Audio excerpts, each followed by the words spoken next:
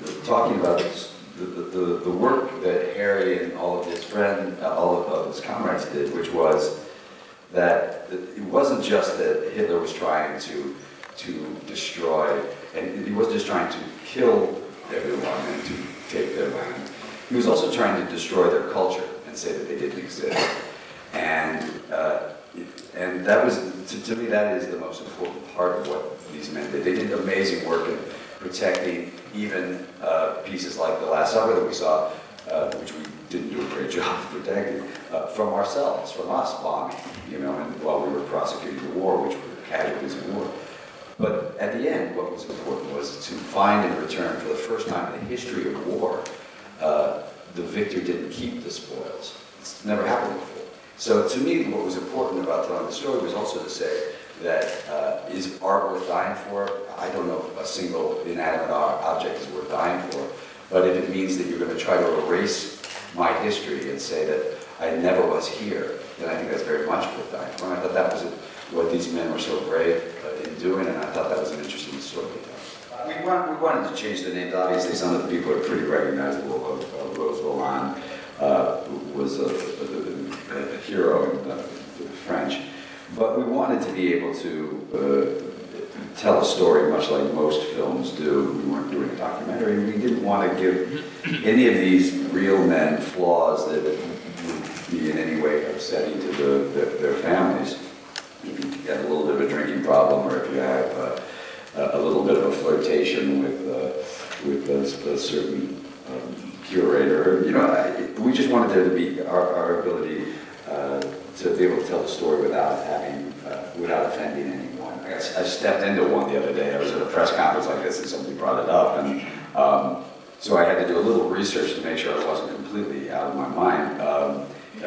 Even in England, the polling is in favor of returning the marbles from the Pantheon marbles. I don't know, look, the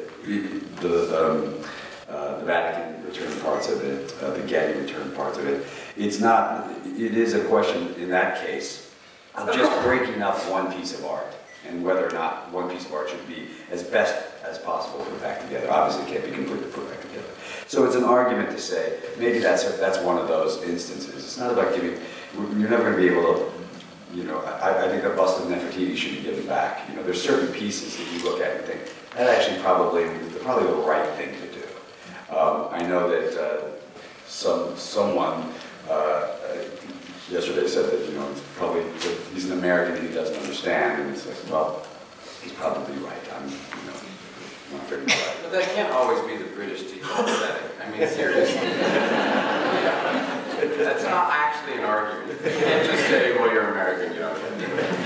But I do think that it's worth having an open discussion, which is not obviously an ongoing discussion. It's probably a good idea that they found their way back at some point. Well, you're American, you know.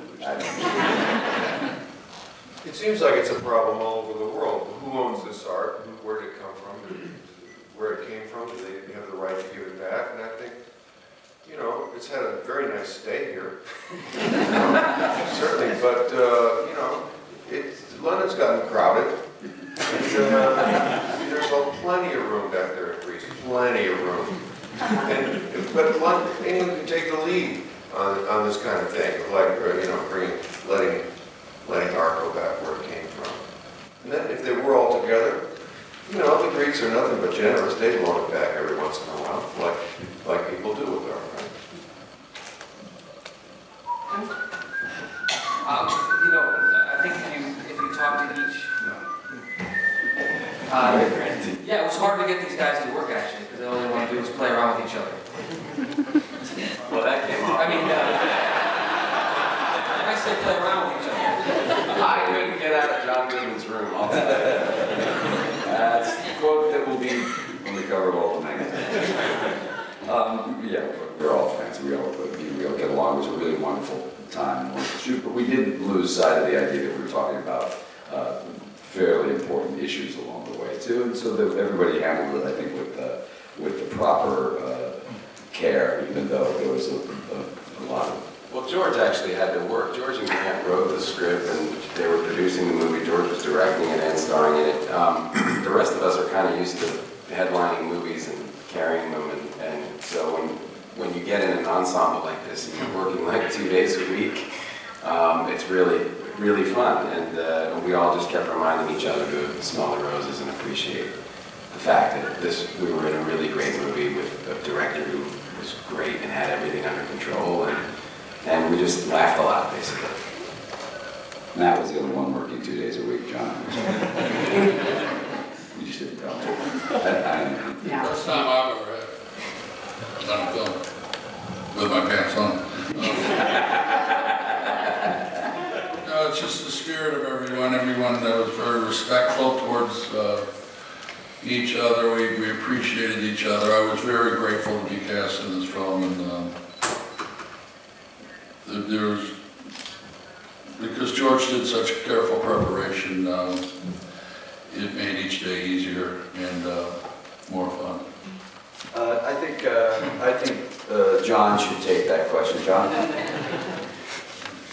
Let's do a lot of basic training. Definitely. Involved in a knife and a fork. He's